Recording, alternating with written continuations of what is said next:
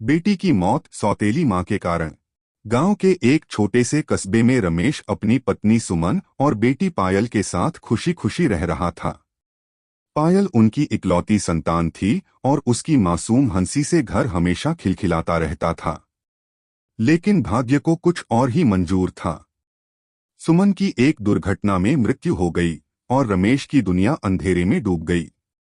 समय बीतता गया और परिवार और समाज के दबाव में आकर रमेश ने दूसरी शादी कर ली। नई पत्नी सीमा देखने में सुंदर थी, पर उसके दिल में पायल के लिए कोई ममता नहीं थी।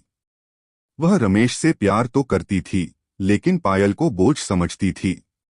शुरुआत में सीमा ने रमेश को खुश रखने के लिए पायल से अच्छा व्यवहार किया, लेकिन जैसे जैसे समय बीतता गया, उसका असली रूप सामने आने लगा। वह अक्सर पायल को डांटती फटकारती और उसे घर के छोटे मोटे कामों में लगा देती।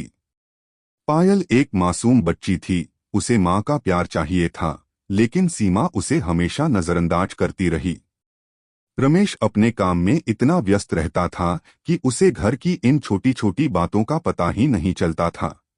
समय के साथ सीमा की नफरत और बढ़ती गई। वह रमेश के सामने तो प्यार से पेश आती, लेकिन उसके जाते ही पायल पर जुल्म ढाने लगती।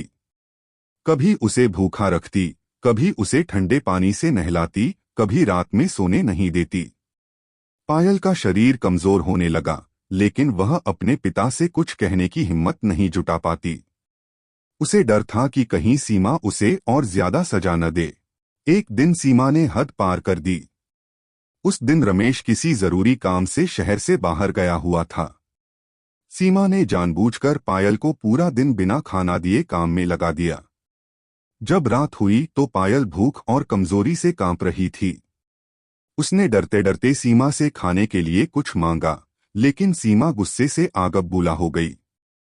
तू दिन भर निकम्मी बनी रहती है और अब खाने की मांग कर रही है, यह कहकर उसने गुस्से में पायल को जोर से धक्का दे दिया। कमजोर पायल संतुलन नहीं बना पाई और सीढ़ियों से नीचे गिर गई। पायल का सिर फूट गया और खून बहने लगा। वह तड़पती रही, मदद के लिए रोती रही, लेकिन सीमा डर के मारे कुछ नहीं कर पाई। कुछ ही देर में पायल की सांसें थम गईं। सच सामने आया। रमेश जब घर लौटा तो उसे इस हादसे की खबर मिली।